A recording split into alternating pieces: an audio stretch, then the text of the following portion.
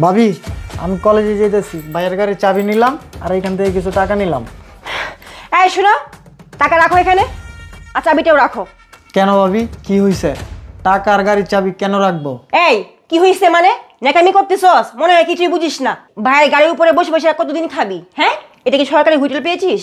যখন মন চাইবো টাকা নিয়ে যাবি, আর যখন মন চাইবে তোর ভাইয়ের গাড়ির চাবি নিয়ে যাবি। তুই জানোস তুই তোর ভাইয়ের গাড়ির চাবি নিয়ে গেলে কত কষ্ট করে অফিসে যায়, আর কত পড়াশোনা করবি তুই? হ্যাঁ, পড়াশোনা করতে করতে তো বুড়ো হয়ে গেছিস। এই নিজে কিছু করতে পারিস না, কর্ম করে খেতে পারিস না?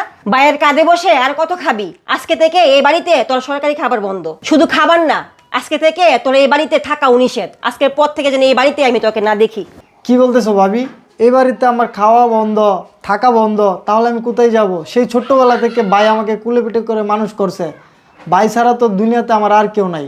ভাবি, তুমি যদি আমাকে বাড়ি থেকে বের করে দাও তাহলে আমি কি খাবো, কোথায় যাব? তুমি তো জানো আমার এখনো পড়াশোনা শেষ হয় নাই, আমার কোনো চাকরি বাকরি নাই।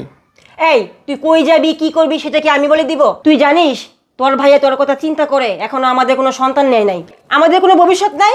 এই টাকা রাখ, চাবিও রাখ, তোর জন্য আমাদের ভবিষ্যৎ নষ্ট হয়ে যাচ্ছে। বের হ বলছি। এই দেবর ভাবির কার ভবিষ্যৎ নিয়ে কথা হচ্ছে? না ভাইয়া, তেমন কিছু না। ভাবি বলতেছিল আমি যেন ভালো করে পড়াশোনা করি, ভালো করে যদি পড়াশোনা না করতে পারি তাহলে তো ভবিষ্যৎ ভালো হবে না, এই আর কি। হ্যাঁ হ্যাঁ, ও সত্যিই বলছে। আমি এটাই বলতেছিলাম যে ভালোভাবে পড়াশোনা করার জন্য। ভালোভাবে পড়াশোনা না করলে তোর ভবিষ্যৎ ভালো হবে না, আমি এটাই বলতেছিলাম। এই থামো তুমি, আমি আড়ালে দাঁড়িয়ে থেকে সব শুনেছি। এই তুমি কে আমার বাইকে বাসা থেকে বের করে দেওয়ার? আর শুধু তাই না, আমার বাইকে নিষেধ করছো টাকা নিতে, আমার বাইকে নিষেধ করছো গাড়ির চাবি নিতে। এই কেন তুমি নিষেধ করছো আমার বাইকে গাড়ির চাবি নিতে? আমি কেন নিষেধ করছি? ও যদি গাড়ি নিয়ে যায় তোমার অফিসে যেতে অনেক কষ্ট হয়ে যাবে, এই জন্য আমি নিষেধ করছি। থামো তুমি, তোমাকে আমি বলছি যে আমার হাইটে যেতে কষ্ট হয়। এই কষ্টের কি দেখছো তুমি? তুমি 2 দিন হয় এই বাড়িতে আসছো আর এখনই বলতেছো আমার বাইকে এই বাড়ি থেকে বের হয়ে যেতে। এই তুমি কষ্টের কি দেখেছো? তুমি জানো এই বাইয়ের জন্য আমি কত কষ্ট করেছি? ছোটোবেলা যখন আমাদের বাবা মা মারা যায় তখন এই বাইয়ের জন্য আমি মানুষের বাড়িতে কাজ করেছি, রিক্সা চালিয়েছি, মানুষের বাড়িতে দিনমজুরের কাজ করেছি, তারপরেও কোনো দিন আমার এই বাইকে কাজ করতে দেই নাই। আর তুমি আজকে বলতেছো আমার বাইকে কাজ করে খেতে হবে, এই বাড়ি থেকে বেরিয়ে যেতে। এই তোমার সাহস কি করে হলো আমার এই বাইকে এইসব কথা বলতে?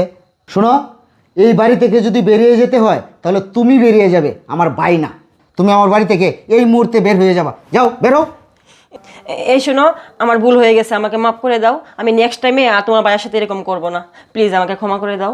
হ্যাঁ চুপ থাক, তুই যে অপরাধ করেছিস এর কোনো ক্ষমা হয় না। ভাইয়া একটা কথা বলি, আমার জন্য তোমরা ঝগড়া করো না। আর ভাবি যেহেতু ক্ষমা চাইছে, ভাবিরা মাফ করে দাও। আচ্ছা ঠিক আছে, তোর কথায় এবারের মতো মাফ করে দিলাম।